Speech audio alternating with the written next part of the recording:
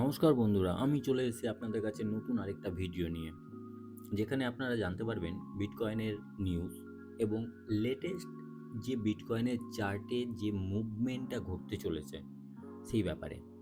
সঙ্গে থাকুন, শুরু থেকে শেষ পর্যন্ত ভিডিওটা ওয়াচ করুন। ব্ল্যাক রক আপনার বিটকয়েনের যে ইটিএফ অ্যাডভার্টাইজমেন্ট শুরু করেছে ব্লুমবার্গ হোম পেজে। ব্লুমবার্গ যে হোম পেজ আছে সেখানে কিন্তু ব্ল্যাক রক ইটিএফ এর অ্যাডভার্টাইজমেন্ট শুরু করেছে। তার মানে ভাবুন, অ্যাডভার্টাইজমেন্ট শুরু করা মানে প্রতিনিয়ত নতুন নতুন ইউজারের কাছে পৌঁছে যাওয়া, এবং নতুন নতুন ইউজার যদি ইন্টারেস্ট শো করে বা দেখায়, তাহলে অটোমেটিক্যালি আপনার সেই ব্ল্যাক রকের যে শেয়ার আছে সেখানে কিন্তু ইনভেস্ট করার একটা মেন্টালিটি তৈরি হতে পারে বা একটা প্রোমো টাইপ তৈরি হতে পারে। এটা পজিটিভ দিক। বিটকয়েনের যে ইটিএফ এর যে বাইং, ইটিএফগুলোর যে বাইং স্ট্যাটাস কি আছে, গত 11 তারিখ কত বাইং করেছে সেই ব্যাপারে একটু দেখে নেব। ব্ল্যাক রক বাই করেছে 192 মিলিয়ন ডলার, যেখানে 2730 বিটিসি বাই করেছে। ফেডালিটি বাই করেছে 5 মিলিয়ন, যেখানে 65 বিটিসি হয়। বিটওয়াইজ বাই করেছে 11 মিলিয়ন, যেখানে 158 বিটিসি হয়। আর ছোটোখাটো কিছু কোম্পানি একটু একটু করে বাই করে চলেছে। জিবিডিসির যে সেলিং সেটা হচ্ছে 125 মিলিয়ন, যেখানে 1779 বিটিসি সেল করেছে। আর এইদিকে আরেকটা বড় নিউজ হচ্ছে কয়েনবেস কাস্টমারের জন্য অ্যাপেল পে দিয়ে বাই করতে পারবেন বিটকয়েন, শুধুমাত্র ইউকে ইউজারের জন্য।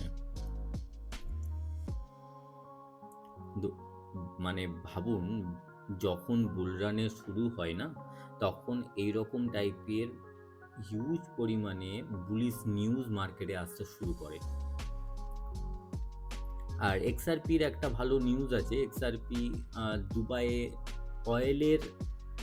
অয়েল নিয়ে এক্সআরপির কিন্তু একটা ট্রেড হতে চলেছে, মানে অয়েলের এগেনস্টে, মানে এক্সআরপি দিয়ে অয়েল ট্রেড হবে আর কি। এটা অবশ্যই একটা ভালো দিক। দেখা যাক। এক্সআরপির পরপর অনেক নিউজ আছে, আমি গত ভিডিওতেও আমি আলোচনা করেছি। তবে এক্সআরপি শুধুমাত্র এসএসসির রেজাল্টের জন্য হয়তো আটকে আছে। যেই সেটেলমেন্টের নিউজ মার্কেটে যেই আসবে, সেই একটা হিউজ পাম্প লক্ষ্য করা যাবে এক্সআরপির, বা একটা যে এক্সআরপিরও যে আপার মুভমেন্ট শুরু হবে। কারণ এক্সআরপিও আটকে আছে অনেক দিন থেকে, একই জায়গাতে ট্রেড করে চলেছে। আচ্ছা, বিটিসির চার্টটা দেখে নেব, কারণ বিটিসির চার্টটাতে গত 2-3 দিন থেকে যে মুভমেন্টটা লক্ষ্য করা যাচ্ছে, যে এটা ব্রেক করে আপার সাইডে তো ব্রেক করেছে, কিন্তু বড় মুভমেন্ট আসছে না। আপার সাইডে যেই ব্রেক করেছে, আপনার আপার সাইড থেকে 5%, আবার যখন আপনার রেজিস্ট্যান্সটাকে সাপোর্ট হিসাবে কনফার্ম করে নিয়ে আবারও সেই আপনার 3.2%। তবে একটু ভালো করে দেখতে গেলে, মানে এমন একটা জায়গায় ট্রেড করছে, এইখানে যদি ডাম্প নামে তাহলে কিন্তু টোটালটা ফেক আউটে পরিণত হয়ে যাবে। মানে অ্যাকচুয়ালি আমাদের কি হয়, সাইকোলজিক্যাল ট্রেডটা কিন্তু একটা ব্যাপার আছে। যারা পুরনো দেখছেন, যারা গত 2-3 বছরের অভিজ্ঞতা আছে এই ক্রিপ্টো মার্কেটে, তাদের জন্য তারা বুঝতে পারছেন আমি কি বলতে চলেছি। আর যারা নতুন দেখছেন, তাদের জন্য হয়তো নতুন বলেই মনে হবে কথাটা, কিন্তু একটা সাইকোলজিক্যাল বলতে এই জায়গায় যে মার্কেটটা কয়েকদিন থেকে যে চলছে, এই জায়গাটা পুরো কিন্তু ট্রেডারদের জন্য কনফিউজ করে দিচ্ছে, বা ইনভেস্টারদের জন্য কনফিউজ করে দিচ্ছে। এটা শুধুমাত্র কিন্তু আমাদের মতো রিটেলার বা ছোটো ছোটো ইনভেস্টারদের জন্য। যারা বাই করার তারা কিন্তু ঠিক এখান থেকে অ্যাকুমুলেট করছে, যারা সেল করার তো তাদের তো প্যানিকেই সেল বেরোবে। তো এই যে পজিশন এমন একটা জায়গায় দাঁড়িয়ে আছে, বাই চান্স যদি এখান থেকে ডাম্প নামে তাহলে কিন্তু টোটালটা ফেক আউটে পরিণত হয়ে যাবে। আর এখান থেকে কিন্তু বুলিশ মুভমেন্টটা লক্ষ্য করা যাচ্ছে, কিন্তু বুলিশ হয়েও কিন্তু আপনি বুলিশ হতে পারছেন না, তার কারণ ঠিক সাপোর্টের ওপরে এখানে মুভমেন্ট করছে।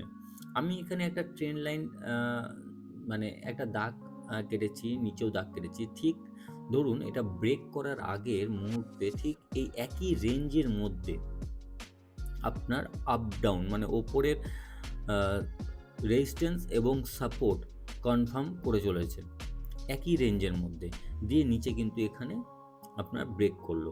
ব্রেক করে নিয়ে ঠিক একই রকমভাবে আমি যদি এটাকে যদি একটু আপার সাইডে দেই,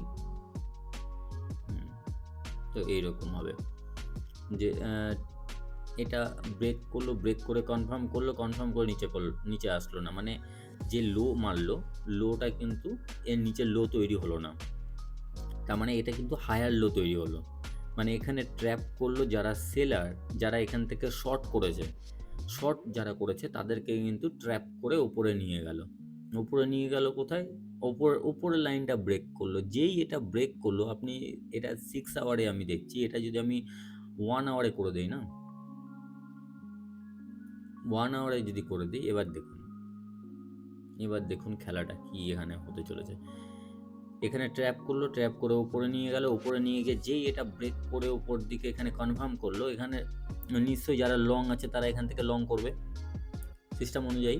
যেই লং করলো তাদেরকে আবার ট্র্যাপ করে নিচে নিয়ে আসলো, আবার এখানে চলছে, আবার এখানে কিন্তু ব্রেক করে আবার এখানে, মানে অ্যাকচুয়ালি কি হচ্ছে এখানে লং এবং শর্ট এই রেঞ্জের মধ্যে লং এবং শর্টকে দুটোকেই ট্র্যাপ করা হচ্ছে, মানে শর্টকেও ট্র্যাপ করছে, লংকেও ট্র্যাপ করছে, মানে লিকুইডেশনের খেলাটা এই জায়গাটায় হেভি পরিমাণে লিকুইডেশনের খেলা ঘটছে।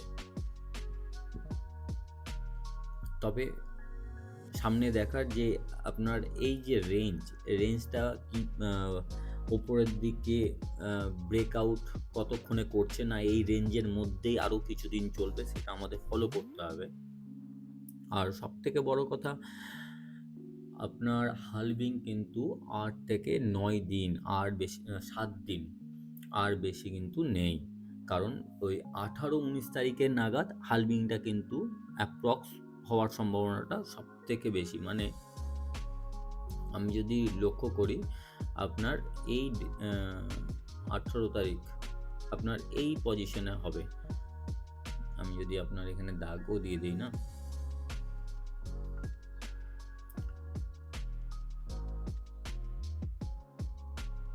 এই আপনার এই জায়গায় কিন্তু একটা হালভিং হবে, মানে এই 19 তারিখ নাগাদ যে ব্লকটা, সম্ভবত ওই ব্লকটা 19 তারিখ বা 18 তারিখ আপনার ব্লকটা রেওয়ার্ড মানে মাইন হবে, মাইন হলে ওই ব্লকে আপনার হালভিং হবে, মানে যে রেওয়ার্ডটা সেই রেওয়ার্ডটা অর্ধেক হয়ে যাবে। তো এটা বিটকয়েনের পক্ষে কিন্তু বড় ইভেন্ট। অ্যাকচুয়ালি প্রত্যেকবার দেখা গেছে যে বিটকয়েনের হালভিংয়ের আগে একটা ড্রপ, কিন্তু ড্রপ বলতে গিয়ে কিন্তু আমরা কিন্তু দেখেছি যে বিটকয়েনের ক্ষেত্রেও কিন্তু একটা ড্রপ লক্ষ্য করা গিয়েছে। এমন না যে আপনার দেখুন ড্রপ কিন্তু হয়েছে, না হওয়া না, কিন্তু এবার ব্যাপারটা হচ্ছে প্রত্যেকবার ড্রপটা কিন্তু প্রায় 50%-এর মতন দেখা গেছে, কিন্তু এইবার যেহেতু একটা ইটিএফ, একটা ব্যতিক্রমী ঘটনা ঘটেছে, ইটিএফের যে হেভি বাইং, প্রত্যেক দিন কন্টিনিউ যে বাইং করে চলেছে, তার তো একটা প্রভাব আছে। আপনার যতই সেলিং প্রেশার তৈরি হোক না কেন, যদি বাইং প্রেশার স্ট্রং থাকে তাহলে মার্কেট তো আর নিচের দিকে অত নামানো সম্ভব না। তো তবে আপনি এইভাবে করেও আবার ভাববেন না যে মার্কেটটা এখান থেকে জাস্ট পাম্প করে ওপরের দিকে যেতে শুরু করবে। মানুষের সাথে ভীষণভাবে সাইকোলজি গেম খেলা হবে এই হালভিংটাকে নিয়ে। সতর্ক থাকবেন, ভীষণভাবে ভলিটিলিটি শুরু হতে পারে, মার্কেট ভলেটাইল থাকবে। কেউ যদি লং শর্ট করেন তবে সাবধান লং শর্ট থেকে, আর আপনারা যদি স্পটে বাই করেন তাহলে কিন্তু ঠিক আছে। আপনি স্পটে অল্ট কয়েন যদি বাই করেন, তো যখন ডাউন নামে, মানে অ্যাকচুয়ালি যখন মার্কেট ডিপ হবে 10 to 15 বা 10 to 20%, তখন আপনি বাই করুন, জাস্ট ওপরে যাবে, প্রফিট বুক করুন যদি ট্রেড করেন। আর যদি লং টার্ম ইনভেস্টমেন্ট করেন তাহলে তো আপনি ডিপ দেখে বাই করে হোল্ড করতে পারেন। তবে মার্কেটে খুব সাবধানে থাকবেন, সামনে বিটকয়েনের বড় ইভেন্ট, মার্কেট ভীষণভাবে ভলাটাইল হবে। লং শর্ট করলে যদি প্রপার নলেজ নিয়ে করেন তাহলে ঠিক আছে, কিন্তু নলেজ ছাড়া যদি লং শর্ট করেন তাহলে কিন্তু আপনাদের টাকা লুজ করতে পারেন। আমি কোনো ফাইন্যান্সিয়াল অ্যাডভাইস দিচ্ছি না, লাভ লস টোটালটা আপনার। সাবধানে ট্রেড করবেন, ভালো থাকবেন।